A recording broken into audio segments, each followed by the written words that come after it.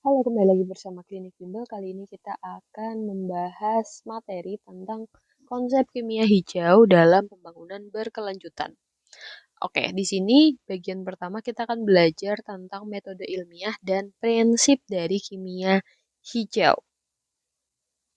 Bisa dibilang istilah kimia hijau atau kimia berkelanjutan itu menggambarkan proses kimia yang minim bahaya. Jadi, kimia hijau itu berhubungan dengan proses perancangan dan pembuatan produk dengan meminimalkan atau menghilangkan bahaya yang diakibatkan oleh zat kimia terhadap lingkungan. Jadi, intinya ini adalah suatu gencaran untuk meminimalkan kerusakan dari lingkungan. Kemudian kita masuk ke sub yang pertama tentang metode ilmiah. Apa sih metode ilmiah itu?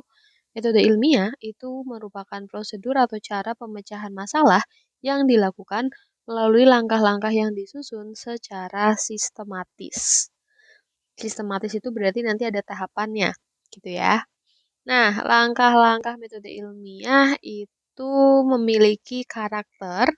Jadi metode ilmiah memiliki karakteristik, yaitu bersifat kritis, analitis, logik, objektif, konseptual, serta empiris. Nah, penjabarannya adalah sebagai berikut. Ini adalah karakteristik metode ilmiah. Yang pertama bersifat kritis dan analitis.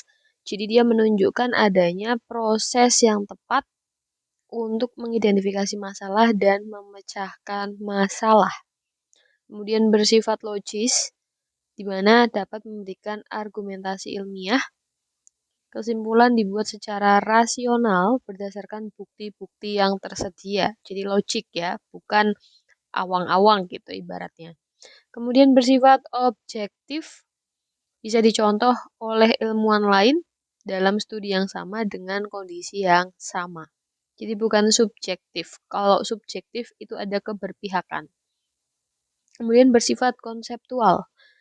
Proses penelitian dijalankan dengan mengembangkan konsep dan teori agar hasilnya dapat dipertanggungjawabkan. Kemudian bersifat empiris, yaitu metode yang dipakai itu berdasarkan fakta di lapangannya. Itu adalah 5 karakteristik dari metode ilmiah. Untuk tahapan dari metode ilmiah, itu yang pertama ada merumuskan masalah. Jadi kita harus tahu apa sih hal yang ingin seorang ilmuwan itu ingin pelajari atau teliti.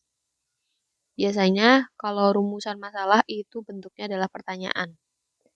Lanjut merumuskan hipotesis. Hipotesis itu adalah jawaban sementara atau dugaan sementara sebelum kita melihat bukti-bukti yang ada di lapangan ataupun pustaka.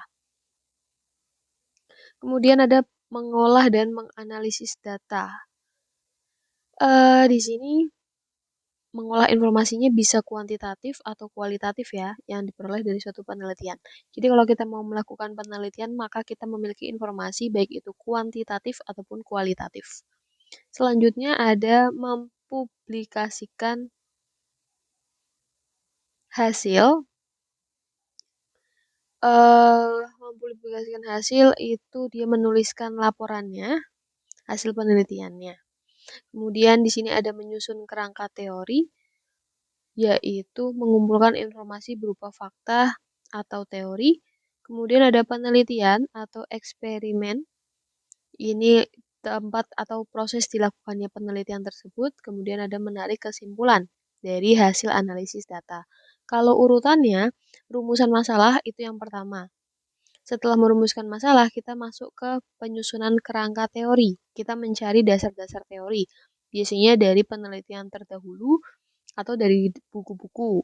Kemudian yang ketiga itu merumuskan hipotesis. Kemudian yang keempat melakukan penelitiannya, lalu mengolah dan menganalisis data, kemudian menarik kesimpulan, barulah kita mempublikasikan hasil penelitian kita. Kemudian untuk laporan itu ada sistematikanya atau urutannya, yaitu ada judul penelitian, kata pengantar, Biasanya berisi tentang tujuan penulisan laporan dan ucapan terima kasih. Ada daftar tabel, ada daftar gambar, ada daftar lampiran, lalu masuk ke daftar isi.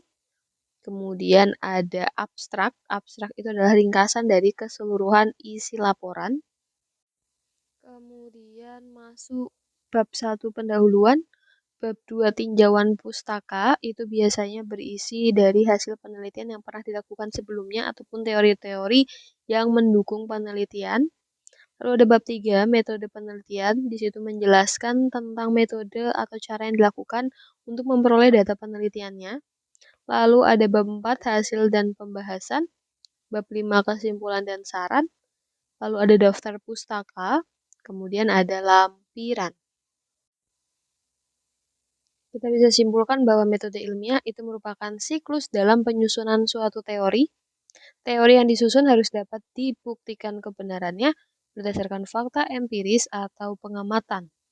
Jika bukti empirisnya tidak sesuai dengan teori yang disusun, harus dilakukan eksperimen ulang dan menyusun teori yang baru.